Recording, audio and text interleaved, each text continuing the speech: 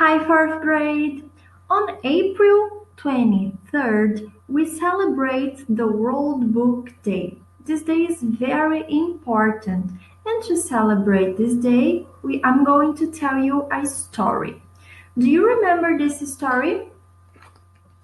Yes, of course you remember The Gruffalo by Julia Donaldson. Do you remember what animals can you see in this story? I don't remember, let me check. Do you remember the deep dark wood? Yes, this is the place where this story happens, right? We can see an important animal in this story that is the mouse, a very important character for this story. The other animal is a fox. Then we have an owl that is in the story too. The owl, the mouse, the snake. And let me see if we have more animals. No, but all these animals, they are afraid of the Gruffalo, right? Well, they are afraid of the Gruffalo because, let me remember because I don't remember anything. Because he has terrible tusks and terrible claws and terrible teeth in his terrible jaws. You remember the song? I'm going to play the song. Just 1 second, and I'm going to find the song for you to remember. Here.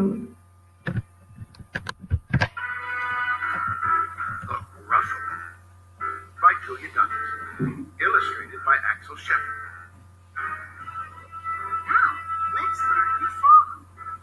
He has terrible tusks and terrible claws and terrible teeth in his terrible jaws. He's the Gruffalo, Gruffalo, Gruffalo.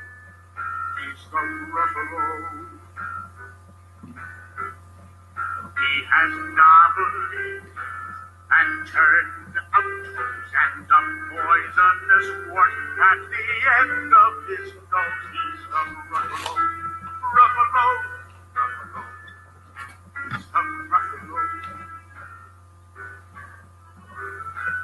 His eyes are orange, his tongue is black as fur, for wrinkles all over his back. He's the Gruffalo, Gruffalo, Gruffalo. He's the Gruffalo, Gruffalo, Gruffalo.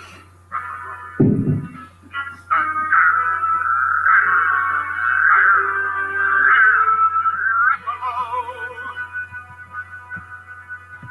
He's the Gruffalo. Yes, I love this song. This is very nice. And now that you remember the song, I'm going to tell the story. We're not going to read the Gruffalo again, but today we are going to read. Oops, I gave you one spoiler.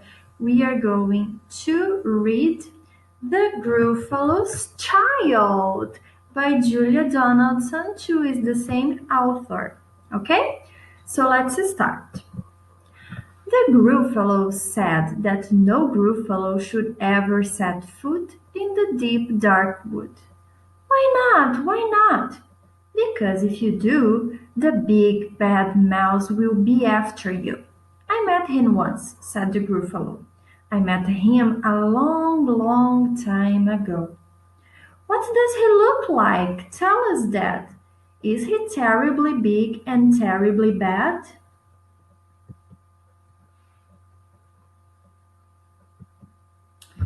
I can't quite remember, the Gruffalo said.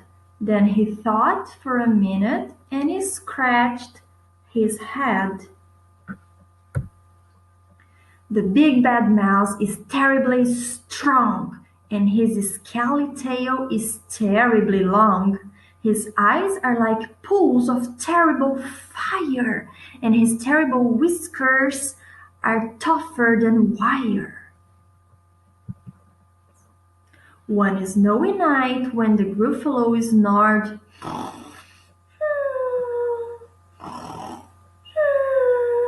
the Gruffalo's child was feeling bored. I am bored. The Gruffalo's child was feeling brave, so he tiptoed, tiptoed, tiptoed out of the Gruffalo cave. The snow fell fast and the wind blew wild. Into the wood went the Gruffalo child. Aha! Woohoo! A trail in the snow! Whose is this trail and where does it go? A tail poked out of a long pile house. Could this be the tail of the big bad mouse? Out slid the creature. His eyes were small and he didn't have whiskers. No, none at all. You're not the mouse. Not I, said the snake. He's down by the lake, eating Gruffalo cake. The snow fell fast and the wind blew wild. I'm not scared, said the Gruffalo's child. Aha! Woohoo! Marks in the snow! Whose are these claw marks and where do they go? Two eyes gleamed out of treetop house.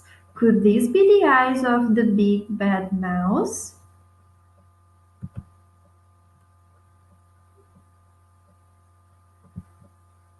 Down flew the creature. His tail was short and he didn't have whiskers of any sort. You're not the mouse. Too-hoo, not I, but he's somewhere nearby eating Gruffalo pie. The snow fell fast and the wind blew wild. I'm not scared, said the Gruffalo's child. Ahoo! A track in the snow. Whose is this track and where does it go?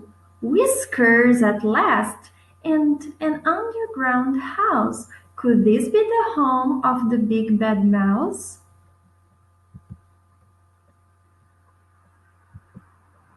Out slunk the creature. His eyes weren't fiery, and his tail wasn't scaly. His whiskers weren't wiry. You're not the mouse. Oh no, not me. He's under a tree, drinking Gruffalo tea. It's all a trick, said the Gruffalo's child, as she sat on a stump where the snow lay piled. I don't believe in the big bad mouse. But here comes a little one out of his house. Not big, not bad, but a mouse at least. You taste good as a midnight feast.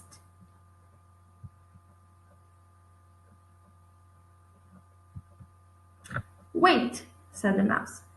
Before you eat, there's a friend of mine that you ought to meet. If you let me hop onto a hazel twig, I'll beckon my friend so bad and big. The Gruffalo's child unclenched her fist. The big bad mouse, so he does exist. The mouse hopped into the hazel tree. He beckoned, then said, just wait and see. Out came the moon. It was bright and round. A terrible shadow fell onto the ground. Who is this creature so big, bad, and strong? His tail and his whiskers are terribly long. His ears are enormous, and over his shoulder he carries a nut as big as a boulder.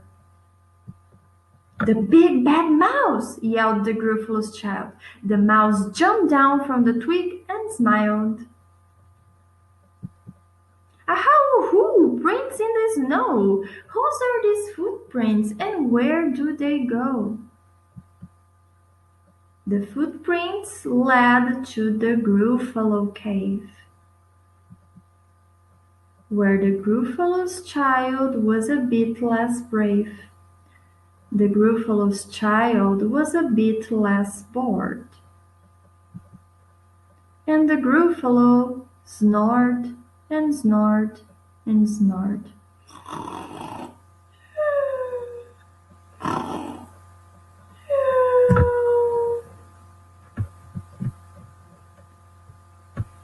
This is the end of this story. Did you like the Gruffalo's child? I love this story. And what story do you prefer? The Gruffalo or the Gruffalo's child? I hope you like this story. Kisses. Bye bye.